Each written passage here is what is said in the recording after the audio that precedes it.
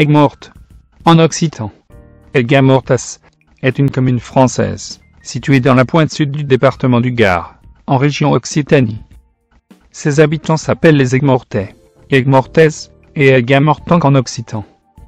Le territoire communal est composé d'une partie de la plaine humide et des étangs de Petite Camargue, dont les plus grandes sont l'étang du Roi au sud-est, l'étang de la Ville immédiatement au sud d'Aigues-Mortes, une partie de l'étang des Quétives, dont le reste se trouve sur Saint-Laurent-des-Gouzes, l'étang de la Marette, au sud-ouest de la ville, et environ 63 hectares de l'étang de Mauguio à l'ouest. Au sud-ouest, il est séparé du golfe du Lion, mer Méditerranée, par la commune du Grau-du-Roi. Aigues-Mortes est cependant reliée à la mer par le canal du Grau-du-Roi. Ainsi, les communes de Saint-Laurent-des-Gouzes et le Grau-du-Roi sont limitrophes à celles d'Aigues-Mortes. À l'ouest, la commune est contigue, par un angle de sa limite, à celle de Mauguio, Hérault, qu'elle affleure sur la pointe de la Radelle, dans l'étang de Mauguio. Au sud-ouest, elle est mitoyenne des Saintes-Maries-de-la-Mer, sur environ 800 mètres. Tout le territoire, de la moitié sud de la commune, est occupé par des salines, des étangs et des marais, qui sont également largement dominants dans la partie nord. Ainsi, il n'y a que très peu de hameaux: Corbières, mer du Bosquet, mer du Grand Moule, mer du Petit Chaumont et Mazet de Bel-Air. Aigues-Mortes est l'une des 81 communes membres de schéma de cohérence territoriale SCOT du sud du Gard, et fait également partie des 34 communes du pays Vidourle-Camargue. Aigues-Mortes est l'une des 4 communes loi littorales du SCOT du sud du Gard. Un Romain du nom de Pexius aménage les premiers marais salins et donne son nom au marais du Péquet. L'exploitation du sel avait commencé dès le néolithique et s'était continuée à la période hellénistique, mais l'exploitation antique des salins n'a donné lieu à aucune découverte archéologique majeure, et il est prévisible que ces vestiges aient été détruits par les installations des salins modernes. En 791, Charlemagne fait ériger la tour Maintafert, au milieu des marécages, pour la sûreté des pêcheurs et des ouvriers des salins. Certains avancent que la signalisation et la transmission des nouvelles n'étaient pas étrangères à l'édification de cette tour, destinée à donner l'alerte en cas d'arrivée d'une flotte à la Tourmagne, à Nîmes. La vocation de ces tours passe du plan guerrier au plan spirituel, quand Charlemagne l'octroie à l'abbaye des Bénédictins, consacrée à l'Opus Dei, l'œuvre de Dieu, et dont les incessantes psalmodies, de jour comme de nuit, font désigner leur couvent du titre de psalmodie ou psalmodie. Ce couvent existe en 812, comme le confirme un acte de dotation, fait par le Nîmois Badilla, à l'abbaye. À cette époque, les habitants, qui vivent dans des cabanes en roseaux, tirent leur subsistance de la pêche, de la chasse et de la production du sel, produit dans différents petits marais salants, en bordure de mer. La région est alors sous la domination des moines de l'abbaye de Psalmodie. En 1240, Louis IX, qui veut se débarrasser de l'emprise des marines italiennes pour le transport des troupes pour les croisades, s'intéresse à la position stratégique que représente ce lieu pour son royaume. À cette époque, Marseille appartient à son frère Charles d'Anjou, roi de Naples, Agde au comte de Toulouse et Montpellier au roi d'Aragon. Saint-Louis souhaite un accès direct à la mer Méditerranée. Il obtint des moines de l'abbaye, la ville et les terres alentours par échange de propriétés. Les habitants sont exemptés de la gabelle, impôt prélevé sur le sel qu'ils peuvent prendre sans contrainte. Il construit une route entre les marais, et y bâtit la tour Carbonnière, pour servir de tour de guet, et ainsi protéger l'accès à la ville. Saint-Louis construit ensuite la tour de Constance, pour abriter sa garnison. En 1272, le fils et successeur de Louis IX, Philippe le Hardi, ordonne la poursuite de la construction de remparts, pour ceinturer complètement la petite ville.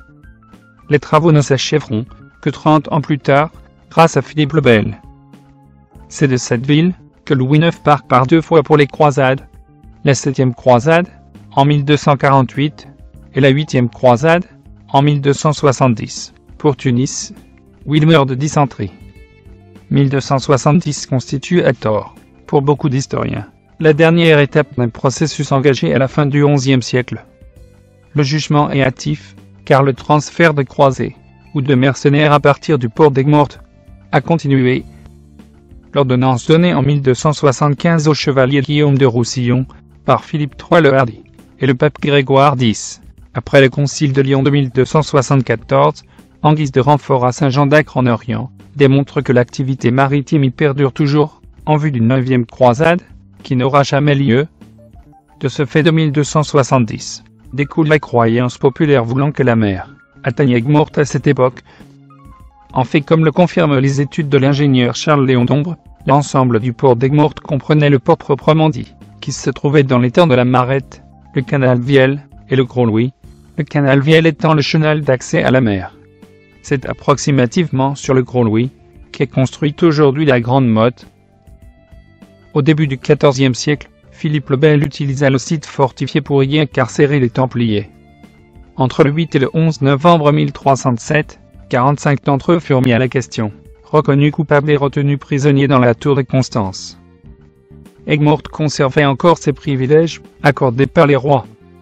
Curieusement, c'est un des grands protestants, en la personne de Jean d'Arambure, dit de Borgne, commandant des chevaux légers du roi Henri Ive, et ancien gouverneur de Vendôme, qui sera nommé gouverneur d'Aigues-Mortes, et de la tour Carbonnière, le 4 septembre 1607. Pour ce faire, il prête serment entre les mains du connétable Henri de Montmorency, alors gouverneur du Languedoc. Mais celui-ci catholique, soutient le rival Adrien de Champmont, seigneur de Berichères. Le conflit dure jusqu'en 1612 et Arambure, soutenu par les pasteurs du Bas-Languedoc et les habitants, finit par avoir raison, d'autant qu'il a l'appui personnel de la reine. Il finit par démissionner le 27 février 1615, en faveur de son fils Jean d'Arambure. Mais le roi Louis XIII le rétablit pour 6 ans. Le 27 juillet 1616, il quitte ses fonctions au profit de Gaspard de Coligny, non sans avoir obtenu un témoignage de reconnaissance des magistrats et consuls de la ville. Au début du XVe siècle, d'importants travaux sont entrepris pour faciliter l'accès d'Aigues-Mortes à la mer. L'ancien Gros-Louis, creusé pour les croisades, est remplacé par le Gros de la Croisette, et un port est creusé à l'aplomb de la tour de Constance.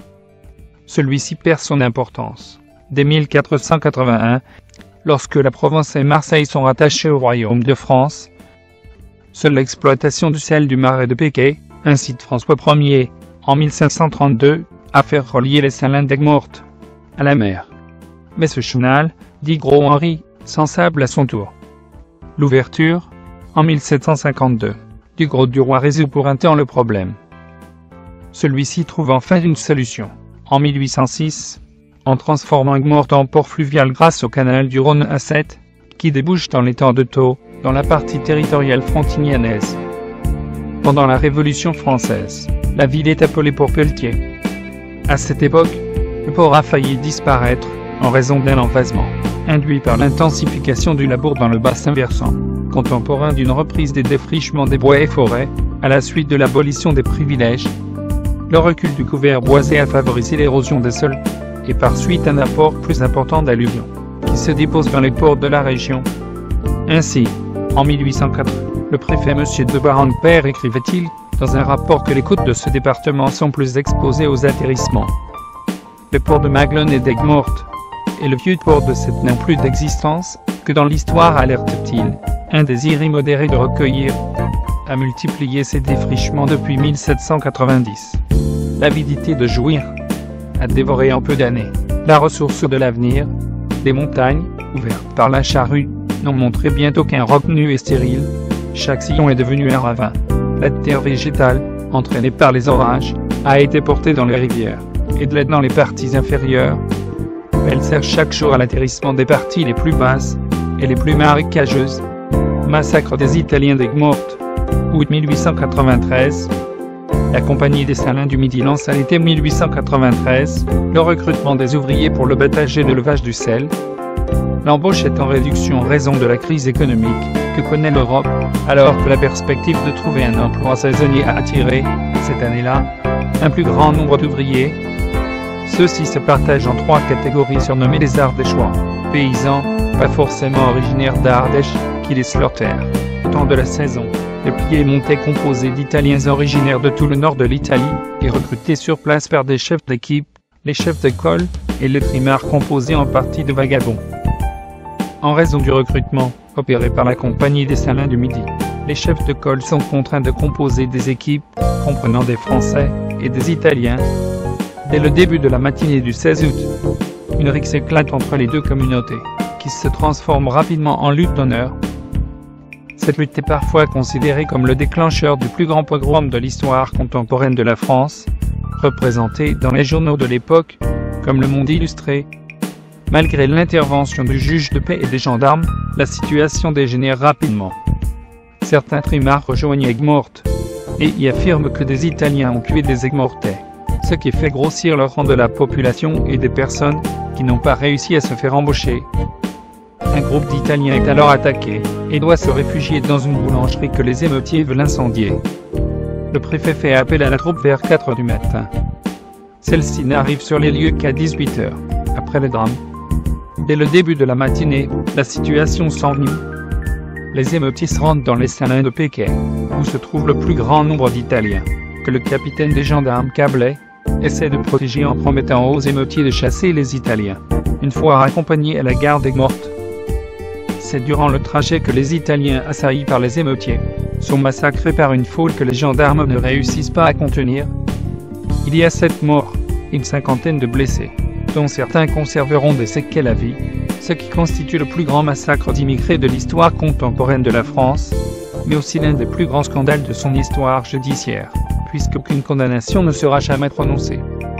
L'affaire devient un enjeu diplomatique, et la presse étrangère, dont celle transalpine, prend fait et cause pour les Italiens. Des émeutes anti-françaises éclatent en Italie. Un règlement diplomatique est trouvé, et les partis sont indemnisés alors que le maire nationaliste Marius Terra doit démissionner. Le 25 avril 2014, la ville d'Aigues-Mortes organise des cérémonies commémoratives, à l'occasion du 800e anniversaire de la naissance de Louis IX, auquel participent son descendant, Louis de Bourbon, duc d'Anjou, ainsi que son épouse Marie-Marguerite. Le prince rappelle alors que son aïeul, au XIIIe siècle, ouvrit la voie à une profonde réforme institutionnelle en octroyant une des premières chartes communales, permettant d'affranchir les villes du pouvoir féodal. À cette occasion, le maire Pierre Mauméjean rappelle l'amour et l'attachement réel des Aigues-Mortais pour le roi fondateur de la cité, et leur reconnaissance pour tout ce qu'il a fait pour eux. À cette occasion, le maire Pierre Mauméjean rappelle l'amour et l'attachement réel des Aigues-Mortais pour le roi fondateur de la cité, et leur reconnaissance pour tout ce qu'il a fait pour eux. Il ajoute combien Aigues-Mortes est fier et honoré de recevoir pour la 2e fois l'homme Louis de Bourbon, qui avait été fait citoyen de la ville lors de la Saint-Louis de 1992 par le maire de l'époque René Jeannot, présent ce jour.